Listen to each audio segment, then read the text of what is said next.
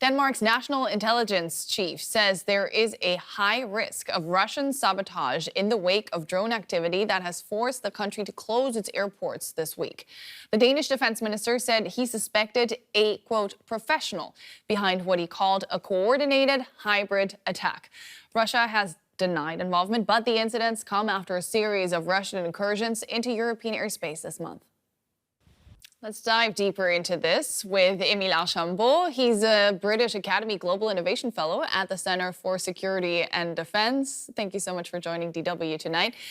We all saw these images of drones at Copenhagen Airport today. Whoever is behind this, how complex and how sophisticated is an operation like this from a military perspective? Thank you very much for having me. It's a pleasure to be with you. So from the perspective of who might be behind these drone incursions, assuming that there are indeed a deliberate drone incursion, it varies by what type of equipment is used and what the intention is. Generally, the information that I have is that the drones were spotted over several hours, which suggests that it is perhaps either more advanced models or that there was some effort to make them last longer. A typical commercial drone that you might buy in the store would normally be able to fly for around half an hour at most. So if these drones were seen for several hours, that would suggest that there is something a bit more advanced behind it. At the same time, we've seen comments saying that these were piloted by someone who had experience. It can be easy to get experience to get to a certain level in flying drones, but then it depends what the drones exactly did, and that we don't really have that information at the moment. Yeah, the Danish deputy prime minister said that there was a professional actor, is what he called it, behind these attacks. Would you agree with him, considering all the information that we have right now, which is frankly not a lot? Well, as you say, we don't really have much information. I presume that obviously the Danish police, the Danish armed forces, the Danish government would have information that they do not share with us that would inform that assessment. We don't have that at this time. It is possible there has been incidents before of hobbyists, either amateur photographers, amateur plane trackers, or just people who have drones who are curious, who find themselves in places where they should not be. That is not necessarily uncommon. Now, of course, there is a pattern here of sightings that suggests that that is perhaps unlikely. It is also hard to confirm drone sightings. There have been cases before, for instance, at Gatwick Airport in London in 2018, more recently in New Jersey in 2024, where there were repeated sightings of what we thought were drones in the sky and most likely were not. If you look for something that looks weird or light in the sky, it is possible that you will find one. And when people start looking, they find things that might have been there all the time before. So I presume that the government has information they do not share with us, but hard to say. Considering everything that you've told me now, what ways are there to find out for a fact who's behind this at some point? Because from, an amateur's perspective, I would think that you can just follow the drone to figure out who steered it, or is it not that easy? Yeah. Well, that is pretty much the answer, yes.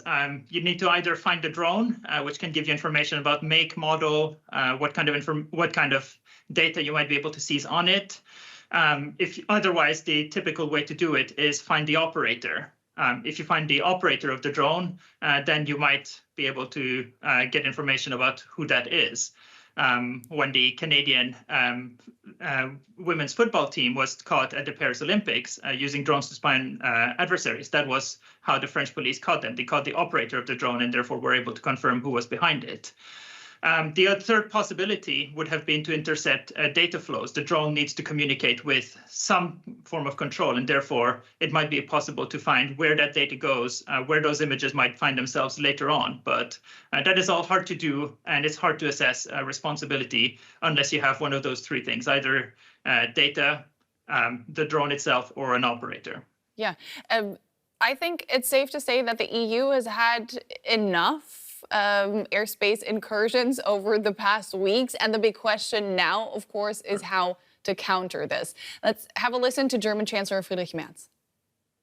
Wir werden es nicht zulassen, We will not allow these incursions to continue, and we will take all necessary measures to effectively deter these airspace violations, these incursions by the Russian army. Now, this, of course, we don't know what happened in Denmark, but fingers have been pointing towards Russia. Some other incursions have been attributed to Russia directly. Matt says he wants to do whatever is necessary. That sounds easier said than done. How can Russia be deterred? Right. Assuming this is indeed Russia, it's a question of building up capability and building up a political will. So there is a need to develop more systems to be able to credibly deter those incursions. There is a lot of energy, both in the government sector, in the procurement sector, and also in the industry to develop those systems. And then there needs to be a united response by NATO countries. We saw this develop over the past week. There has been an attempt to develop a more coordinated response, a more coordinated line about how to counter these incursions. It is a worry, and it is something that affects most countries in Europe, and therefore it is something that requires a coordinated response among all NATO and EU members, for sure. And that will be a topic of discussion tomorrow when EU countries hold their first talks on proposals to build a drone wall. That was Emil Archambault. Thank you so much for your insights. Thank you very much.